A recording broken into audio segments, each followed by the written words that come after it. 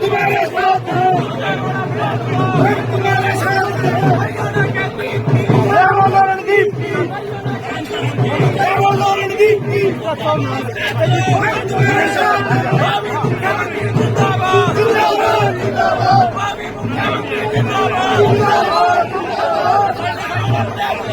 तुम्हारे साथ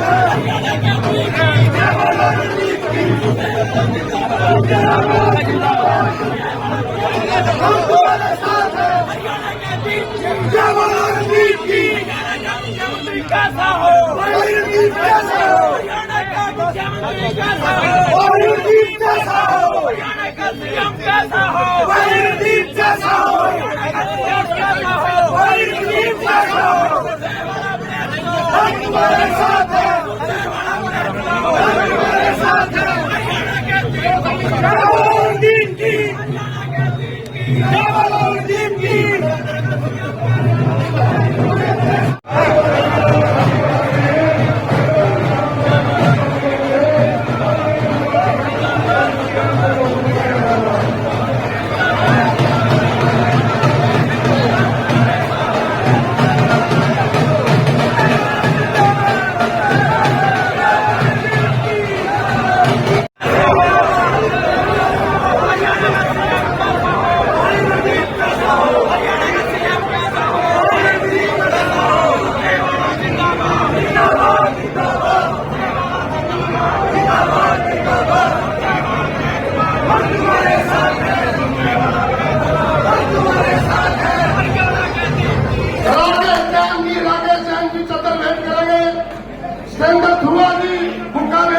सुभाष बनगोरी जी दिलबाग धुआ की कदर भेंट करेंगे।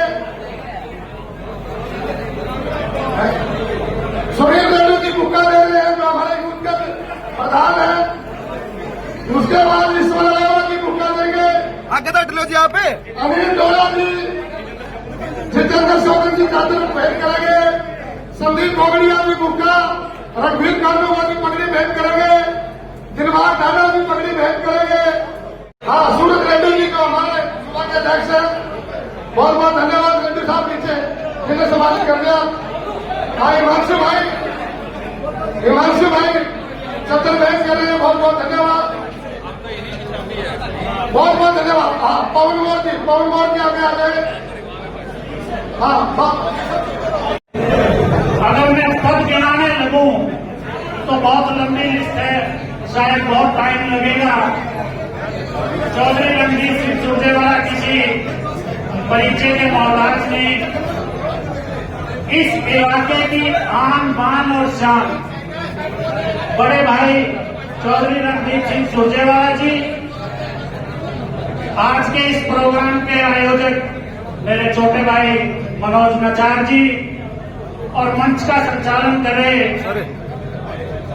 चौधरी ईश्वर सिंह नैन जी और मंचा सिंह सभी साथी, उचाना हल्के के हर गांव से आए मेरे सम्मानित बुजुर्गों नौजवान साथियों, मुझे केवल मैं यहाँ माननीय चौधरी रणदीप सिंह सुरजेवाला जी का स्वागत करने के लिए खड़ा हुआ हूँ।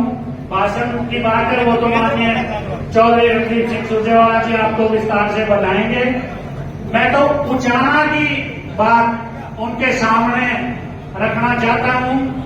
भाई साहब बहुत लंबा समय हो गया इस इलाके के साथ नाइंसाफी होते हुए, और मैं तो ये कहूंगा कि जब से आप कैथल चले गए यहाँ इस इलाके की कोई सुध लेने वाला नहीं रहा। यहाँ भांकर के नाम पर, कभी देवीलाल के पोते के नाम पर यहाँ ठगा गया है। हमारी आप सब लोगों की एक ही मांग है, आप इस इलाके को संभालें और आप से इस उचाना को ही नहीं बल्कि पूरे प्रदेश को, पूरा प्रदेश आपकी तरफ आशा भरी नजरों से देख रहा है। और वो भी दूर नहीं, अब तो बहुत कम समय चुनाव में रह गया है। हम सब साथी जहां आप रहेंगे आपके साथ कंधे से कंधा मिला करके तैयार खड़े हैं। आप इस इलाके को भी संभालो और पूरे प्रदेश को भी संभालो, और जो और कसौट की दुकान खुली हुई है, उनसे भी इस इलाके का पीड़ा छुड़ाओ। इन्हीं शब्दों के साथ समाज के, तो इसलिए मैं आप सभी से निवेदन करूंगा कि विधायक बनाने से इतने काम नहीं होते। अगर आप हमारे बीच में जो ओजस्वी वक्ता, इतने होनहार मेधावी, जिनकी पूरे देश में चर्चा है और प्रधानमंत्री तक भी जिनसे डिबेट करते हुए घबराते हैं, तो ये हमारा सौभाग्य है, ये हमारे जिला के नेता हैं। और हम सब मिलकर सारी पार्टियों को छोड़कर भाई मनोज नचार जी प्रदेश कांग्रेस कमेटी सदस्य है, जोरदार ताली से जोरदार ताली बजाएं। आपने सभी को बहुत बहुत धन्यवाद। सदस्य भी है और रणदीप सिंह सुरजेवाला के सच्चे साथी भी है। भाई मनोज से प्रार्थना करूंगा कि आए और अपनी बात रखें। भाई मनोज। भारतीय राष्ट्रीय कांग्रेस के महासचिव, इस बांगड़ के बेटे, राज्यसभा सांसद, कर्नाटक की जीत के सूत्रधार और इस कांग्रेस पार्टी को कर्नाटक में नया जीवन देने वाले बड़े भाई रणदीप सिंह सुरजेवाला जी और गांव-गांव से आए मेरे पिता समान बुजुर्गों, नौजवान साथियों, सबसे पहले तो आपका यहाँ पहुँचने पर आपके बेटे की तरफ से हार्दिक स्वागत है, धन्यवाद है। ये आशीर्वाद जो मेरे को आप लोगों ने दिया है आपके बेटे को, इसका मैं एहसान कभी उतार नहीं सकता। ये छोटे बुलावे पे जो इस मीटिंग को आपने रैली का रूप दे दिया, ये एहसान मेरे से आपका मैं उतार नहीं पाऊंगा कभी भी। और भारतीय भाई अशोक मलिक जी और रणबीर भारद्वाज जी, दिलबाग डांडा जी और कोने कोने से आए हरियाणा के भर के मेरे सारे साथी, आप सबका भी यहाँ स्वागत है। और भाई साहब, मैं तो आपको एक विश्वास दिलाता हूँ, ये उज्जैन के लोग, ये बांगड़ के युवा, ये आपके बुजुर्ग, ये हरियाणा की 74 की लड़ाई में आपके साथ खड़े हैं। और ये बांगड़ का बेटा हरियाणा की 74 आपके एरिए में लेके आएगा। हरियाणा के मुख्यमंत्री रणदीप सिंह सुरजेवाला जी होंगे, आपका बेटा होगा और इस इलाके का भला होगा। हम लोगों ने यहाँ बहुत राज देखा है, यहाँ हमने एक परिवार का राज देखा है। उन्होंने 45 साल हमें यहाँ बहला के फुसला के वोट दिए और विकास किया परिवार का, सिर्फ अपने परिवार का। और एक भाई साहब सिरसा से यहाँ आए, 5100 रुपए पेंशन दूंगा, ये दूंगा, आज उसका तो यही नहीं पता कहाँ है। वो ताई जी उसको ढूंढती फिर रही है, 5100 रुपए पेंशन बोल के गया था। मैं एक बार फिर आपको भाई साहब विश्वास दिलाता हूँ, ये बांगड़ के लोग, इनके आप उम्मीद की किरण हो और ये आपकी हरियाणा की 74 की लड़ाई में जहां आप इनकी ड्यूटी लगाओगे, आपको वहीं खड़े मिलेंगे। एक बार फिर आपका यहाँ पहुंचने पर दिल की गहराइयों से स्वागत और आप सबका दोबारा फिर एक बार फिर दिल की गहराइयों से सबका स्वागत। जय। हाथ से हाथ जोड़ो के इस कार्यक्रम के आयोजक छोटे भाई, प्रदेश कांग्रेस कमेटी के सदस्य, किसान खेत मजदूर कांग्रेस के अग्रज नेता भाई मनोज नचार जी,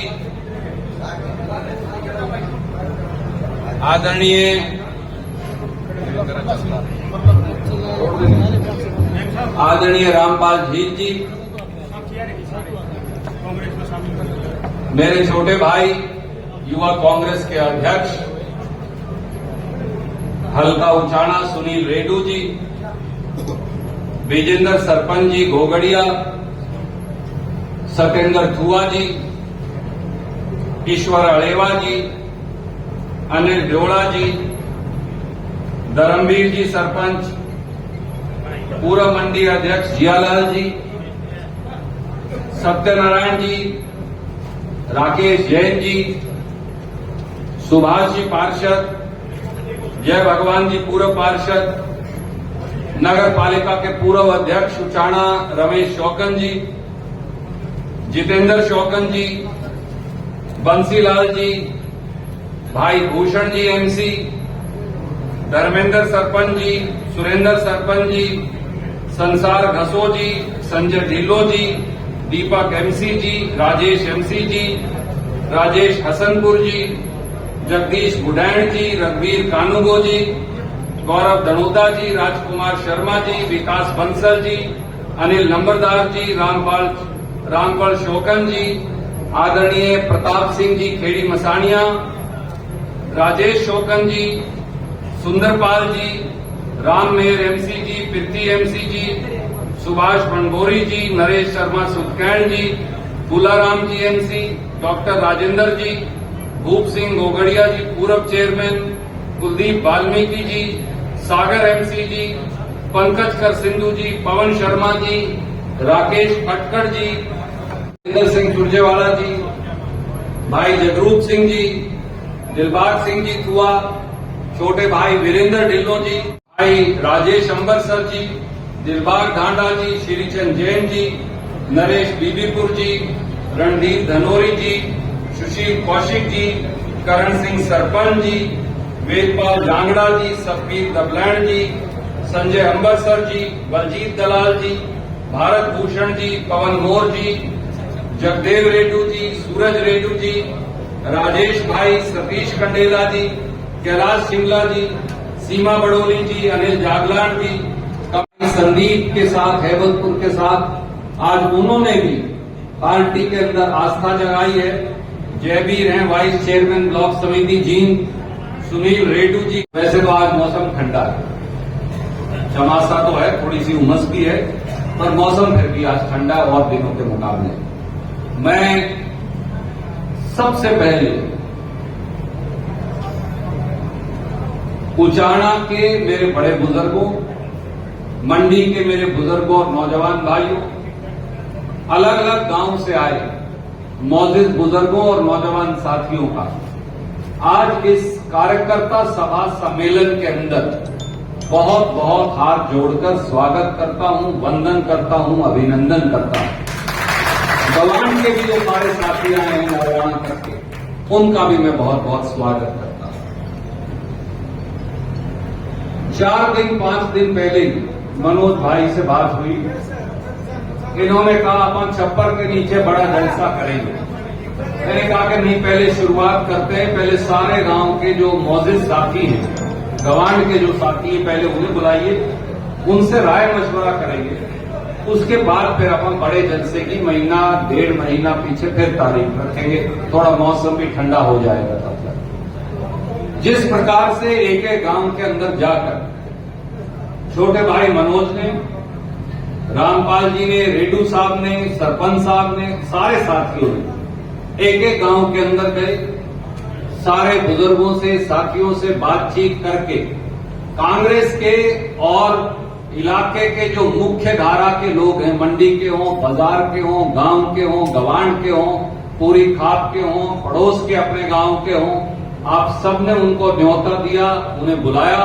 मैं आपकी विशेष मेहनत के लिए ऐसे नौजवान साथियों की कांग्रेस पार्टी को जरूरत है, मनोज जैसे, और मैं मनोज भाई का बहुत बहुत अभिनंदन करता हूं, सारी टीम का, और बहुत बहुत इनका स्वागत भी करता हूं इनकी मेहनत के लिए। आप इसी प्रकार से चलते रहिए, इसी प्रकार से जब चलते रहेंगे वो दिन दूर नहीं जब उचाना हल्के में एक बार फिर कांग्रेस की विजय पताका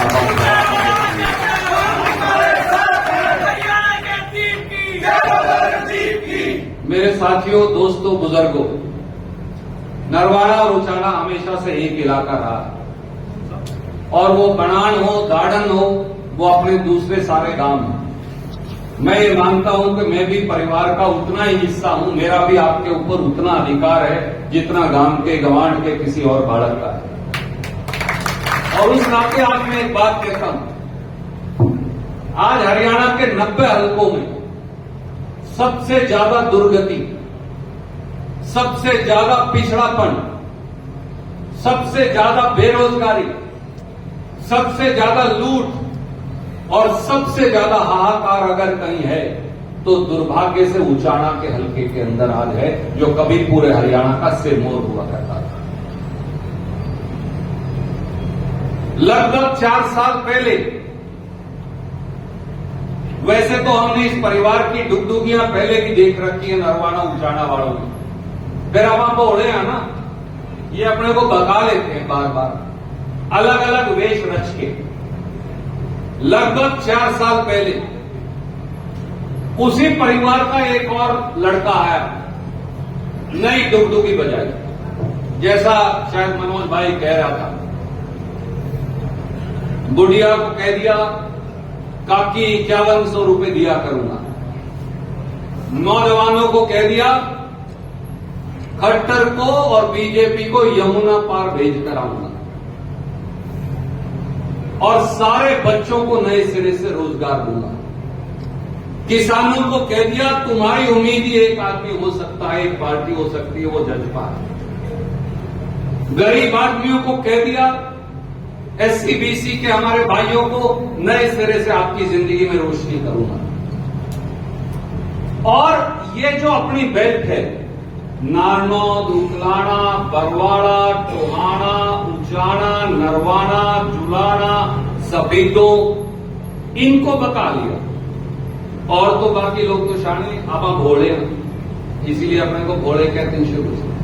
हम बंदे के ऊपर विश्वास कर लेते हैं, हम बंदे की जबान पे विश्वास करने वाले लोग हैं। हम जो आदमी जो मुंह से बोलता है उसकी जबान मानते हैं कि हाँ भाई सच बोल रहा हो। और इसको आजमा के देखो। पूरे इलाके के लोगों ने, जींद और हिसार के लोगों ने ये कहा कि एक नया आदमी आया है, इसकी जबान पर विश्वास करो। पर यह नहीं पता था कि वो जो अपने आप को नवा बताता है वो तो चोड़ा पहना हुए ठग है, ठग। और उचाना और इस पूरे इलाके के बीच के अंदर विश्वासघात करके खंजर घोंपकर वो आपका विश्वास लूटकर चला गया, दोबारा मुड़कर आया नहीं। मेरे बुजुर्गों साथियों, आप बताओ क्या एक आदमी ने भी जिसने दुष्यंत चौटाला की वोट डाली थी इतना जोर लगा के, क्या एक आदमी ने भी इसलिए वोट डाली थी कि वो जाकर मनोहर लाल खट्टर जी की गोदी में बैठ जाएगा, भारतीय जनता पार्टी की गोदी में बैठ जाएगा?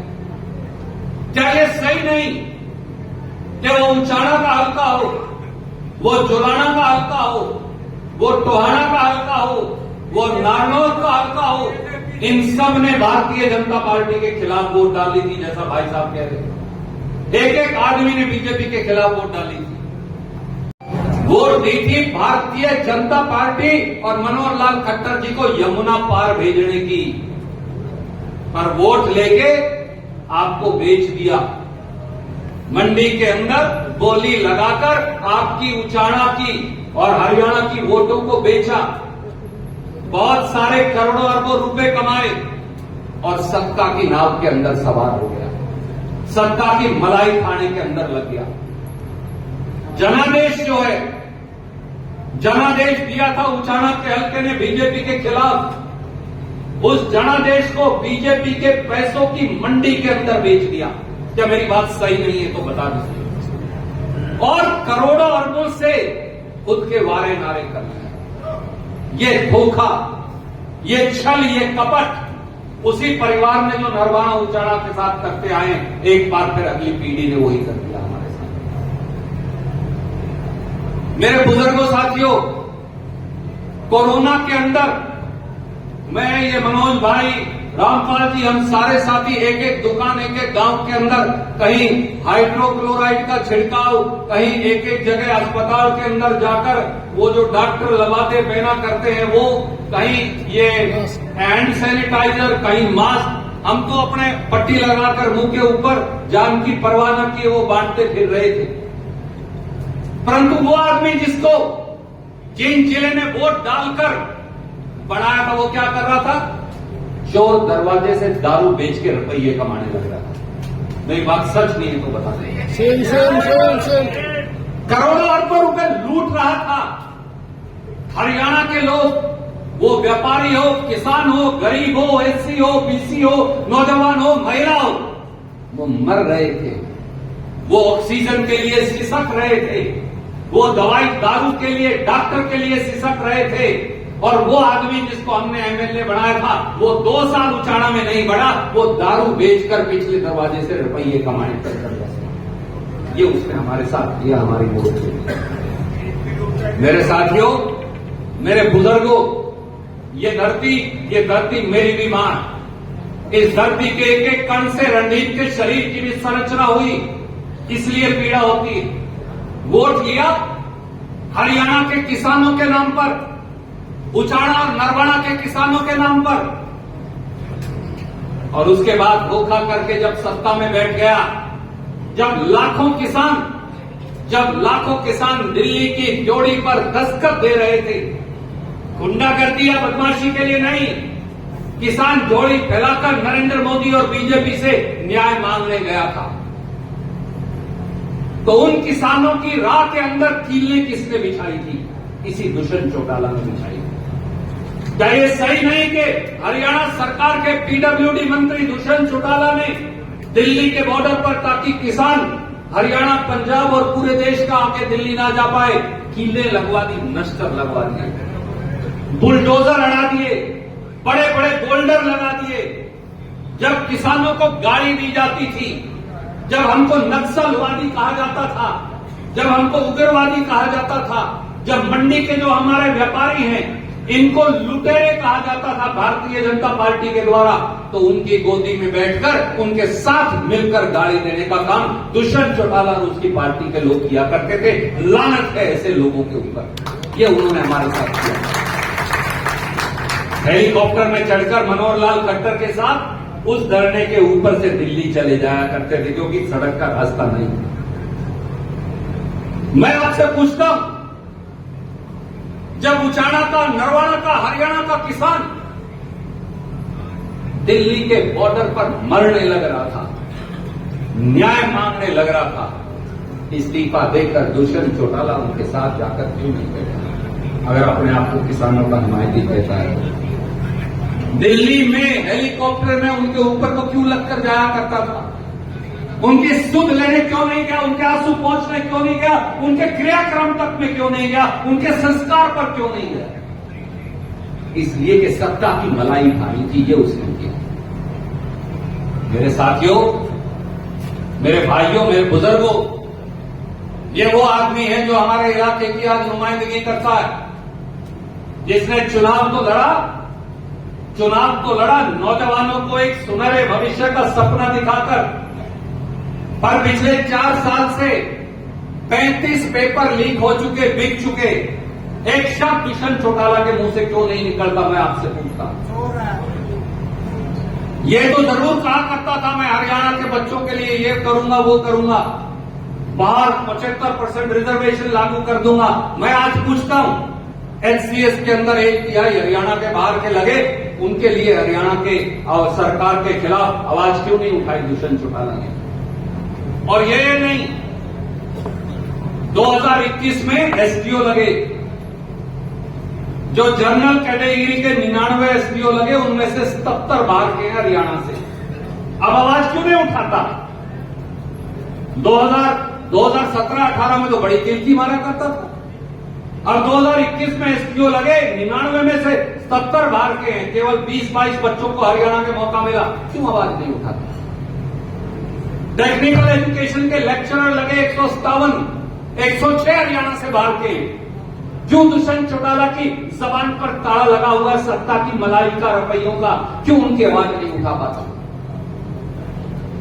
ये तो आके जुलाना में और दूसरी जगह कह जाता है 75% लागू कर दी प्राइवेट में। भाई कोई फैक्ट्री का नाम तो बता दे जिसमें 75% क्या 75 आदमी भी नौकरी लगे हों हरियाणा में।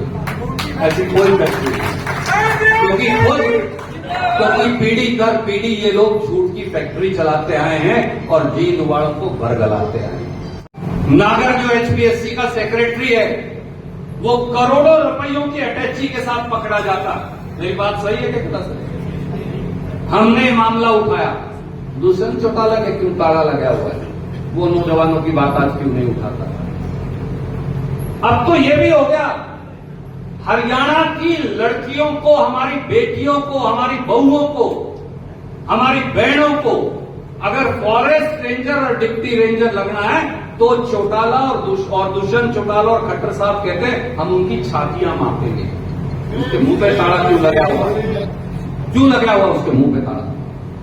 सीईटी में 11,22,000 बच्चे बैठे, कई बच्चे यहां वो भी बैठे होंगे, 3,59,000 बच्चे पास हुए, बगैर उनके एतराज सुने, बगैर आंसर की करेक्ट करे, बगैर ईएसएम की नंबर ठीक करे, कैटेगरी ठीक करे, बगैर सोशो इकोनॉमिक कैटेगरी की कैटेगरी ठीक किए उनका आगे प्रक्रिया चालू कर दी। क्यों नहीं बोलता दुष्यंत चौटाला?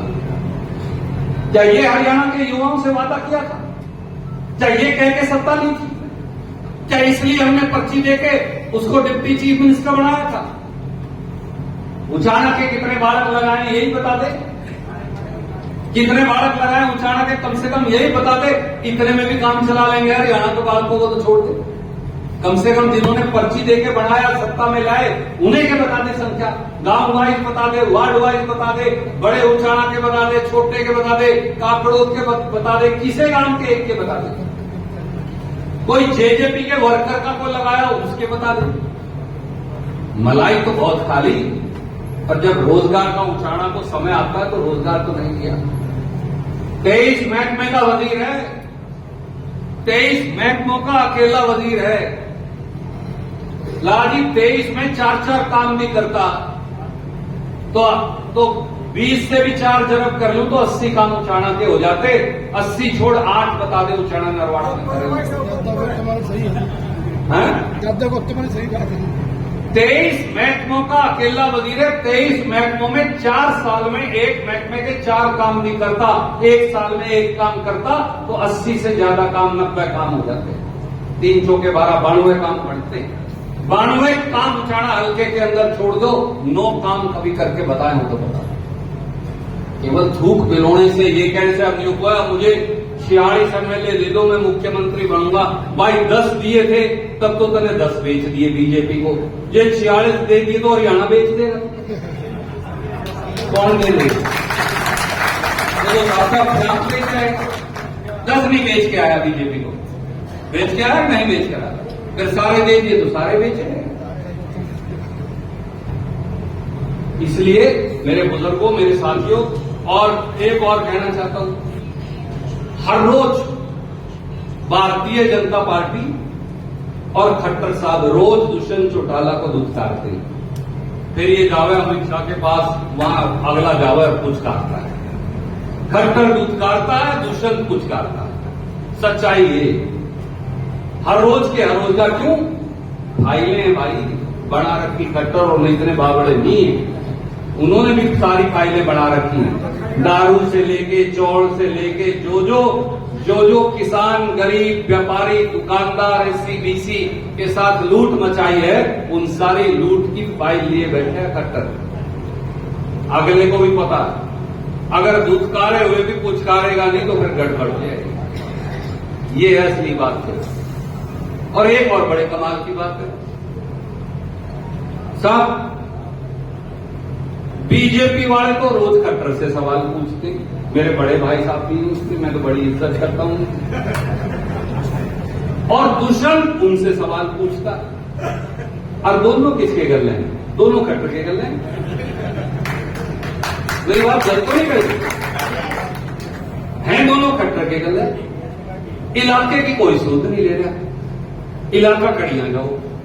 अब चर्चा क्या चलेगी? मोर साहब से बात करता हूं हम रामनिवास से रास्ते में, बोला जी बस यही चर्चा चल रही है, कौन लड़ेगा कौन लड़ेगा। उचाना हल्के का कल्याण इससे नहीं होगा। मेरे काका, ताऊओं, भाइयों, भतीजों सारे बैठे, मेरे साथियों, मंडी के मेरे आदरणीय व्यापारियों, के कौन लड़ेगा, कौन लड़ेगा ये महत्वपूर्ण नहीं, उचाना के लिए हम क्या करेंगे ये महत्वपूर्ण है। उचाना के व्यापारी के लिए, उचाना के SC-BC के लिए, उचाना के बैकवर्ड और गरीब मजदूर के लिए, उचाना के किसान के लिए, उचाना के दुकानदार के लिए। इतना बड़ा वजीर है जो सड़क की ठीक कर दे, कम से कम जो उचाना के अंदर आती है दरण ठीक है। ना कोई दुकान से बाहर दुकानदार बाहर जा पाता, ना अंदर आ पाता।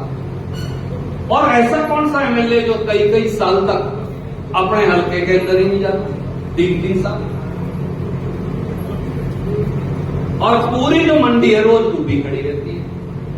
भाई साहब भी बता रहे थे, प्रधान जी मंडी वाले हैं, ये भी मुझे रोज कहते हैं इस बात को, और मैं तो खुद कई बार गया।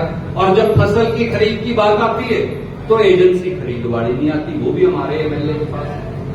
सड़क बनाने का काम हमारे एमएलए के पास, दारू बेचने का काम हमारे एमएलए के पास, जींस खरीदने या ना खरीदने का काम हमारे एमएलए के पास, और जब आके केवल जमीन प्रॉपर्टी का धंधा दारू बेचना आता, तीसरा कोई काम करता नहीं। ये कड़वा सत्य है।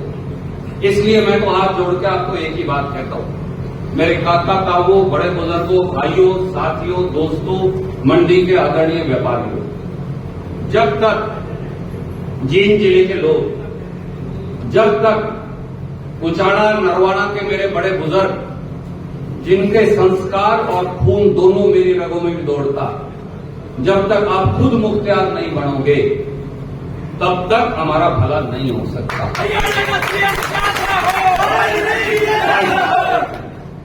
तब तक हमारा भला नहीं हो सकता। हम जब तक अपनी चौधर की पगड़ी दूसरों को पकड़ाते रहेंगे, बाहर वालों को, हमारा कल्याण नहीं हो सकता। लगा के आना चाहे पगड़ी हमारी को परन लगा के आना चाहिए, अपना कल्याण नहीं हो सकता। होना होता तो पिछले 20 साल में हो जाता, फिर होया उठाना तो है। तो मैं इसलिए आपको एक ही बात कहता हूं, सवाल रणदीप का नहीं।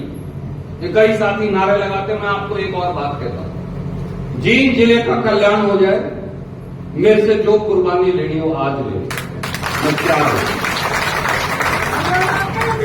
रणदीप के लिए पद महत्वपूर्ण नहीं, कुर्सी महत्वपूर्ण नहीं, सत्ता महत्वपूर्ण नहीं, परंतु केवल और केवल इलाके का सुधार महत्वपूर्ण है, इलाकों के बच्चों की जिंदगी महत्वपूर्ण है, हमारे व्यापारी की बेहतरी महत्वपूर्ण है, एससी और बीसी के हमारे भाइयों की अच्छी जिंदगी महत्वपूर्ण है, किसान की शान बनी रहे, वो अपनी जो मेहनत करता है, पेट और पीठ इकट्ठी करके प्रदेश और देश का पेट पालता है, वो जब मंडी के अंदर फसल लेकर आए तो उसकी जिन्स ठीक रेट पर बिक जाए, बस इतना ही महत्वपूर्ण है। इससे ज्यादा हम कोई ये भी नहीं कहते कि हमें टाटा बिरला बना दो, ये भी कोई नहीं कहते। इतनी मांग, हमारे जो लायक बच्चे हैं, जो गुणी बच्चे हैं, हमारी बेटियां हैं, उनको मौका मिल जाए उनके गुण के आधार पर। एक से एक 6-6 फुट के गबरू जवान हैं जो यहां से चीन तक एक बगैर रुके दौड़ लगा सकते हैं। कभी पुलिस कांस्टेबल की भर्ती हो, एसआई की भर्ती हो, तो उन बच्चों को मौका मिल जाए, अपने हिस्से सार मिल जाए, फालतू वक्त पीली मम्मा। हमारी जो सड़क टूटी पड़ी है, हमारी जो सुविधा टूटी पड़ी है, अस्पताल में डॉक्टर नहीं, स्कूल में मास्टर नहीं, दारू के टेकर होने के ऊपर है। कम से कम जिले की हालत सुधर जाए कि बाड़क गांव के अंदर या ज्यादा से ज्यादा गवांड के अंदर हमारी बेटी, हमारे बेटे स्कूल के अंदर चले जाएं, कॉलेज के अंदर चले जाएं, ठीक शिक्षा लेकर आ जाए। हमारा जो व्यापारी है वो 8 बजे तक दुकान खुली रख के, सही करके दुकान शांति से पहले चल के घर चला जाए, कोई गुंडा उसकी बस्ता छीन के ना भाग जाए, उसके साथ जाति ना हो, धक्का ना हो। जो गरीब रविदासिया समाज है, वाल्मीकि समाज है, बैकवर्ड समाज है, उनको 2 पैसे की इज्जत से सर उठाकर रोटी का मौका मिल जाए, केवल इतनी रणनीति की इच्छा, इससे ज्यादा कुछ। और उचाड़ा नरवाना वाले, जींद वाले तो अपने हिस्से से फालतू भी नहीं मांगते। हम तो कोई ऐसे मतलब ताती खाने वाले भी नहीं कि भाई 100 हमें दे दो, और हमने तो पूरे हरियाणा का लूट के खाना ना, बाकी हरियाणा को भी उनका हिस्सा मिले। कुरुक्षेत्र वालों को कुरुक्षेत्र का मिले, रोहतक वालों का रोहतक का मिले, भिवाड़ी हिसार वालों को उनके हिसाब का मिले, सिरसा वालों को उनके हिसाब का मिले, हमें उनका नहीं चाहिए, हमें तो अपना अधिकार चाहिए। हमारा अधिकार लगातार लुटता रहा है और फिर मंडी में बेचकर आते हैं। रैली जलसे करने हो तो भाई फिर जींद, उचाड़ा, नरवाना सभी तो जुलाना रहा, और राज करना हो तो फिर अपनी पुरानी कहावत है, रामपाल जी कहेंगे, है जी, वही फिर कहने की जरूरत नहीं है, कहेंगे तो चंगी नहीं लगेगी, है जी। खाने पीने की बात हो तो उनके इलाके आ जाते हैं, और अगर केवल वो सुहाना हो तो वो हम उड़ाने लेने। सच्चाई कड़वी बात है। लाठी चार्ज करना हो, किसान पीटने हो तो जींद जिला रहा, खटखट टोल रहा, और बतेरे रहे टोलों की कमी नहीं, खटखट टोल हटाना था, लगवा और दिया, उद्घाटन भी कर दिया उसका। तो इसलिए मेरे बड़े बुजुर्गों, नौजवान भाइयों, साथियों, एक ही बात कह के मेरी वाणी को विराम दूंगा, जाग जाइए। खड़े होके जीरी लगाई, खेत पाया, सानी कुटी, खाना खाया। जो गठा प्याज उन्होंने खाया वो गठा प्याज अगले ने खाया। वही सीधो आपा वही थी। और चर्चा करी कि कैसे हिंदुस्तान और हरियाणा के किसान की जिंदगी बदल सकती है। ये कांग्रेस है, ये है कांग्रेस, ये है कांग्रेस का नेतृत्व। और दूसरी तरफ वो लोग हैं जो हेलीकॉप्टर से चढ़े नहीं उतर। आप मुझे बताइए, कांग्रेस पार्टी ने तो एक दलित को पूरे हिंदुस्तान की कांग्रेस का प्रधान बना दिया। राहुल गांधी जी ने छोड़ के उन्हें दे दिया। आदरणीय मल्लिकार्जुन खड़गे साहब को नरेंद्र मोदी बना सकता है जेपी नड्डा की बजाय किसी गरीब को? मैं चुनौती देता हूं, बना के दिखाऊं। कांग्रेस के 3 मुख्यमंत्री आज, एक राजस्थान में, एक छत्तीसगढ़ में, एक कर्नाटक में, तीनों बैकवर्ड समाज के हैं, किसान और बैकवर्ड गरीब समाज के, कमेरा वर्ग के। एक सैनी समाज से हैं राजस्थान के मुख्यमंत्री, दूसरे जो हैं वो जैसे अपने जागरा, धिमान, मेहनतकश पांचाल समाज है। छत्तीसगढ़ के जो मुख्यमंत्री है भूपेश बघेल, वो वहां से है।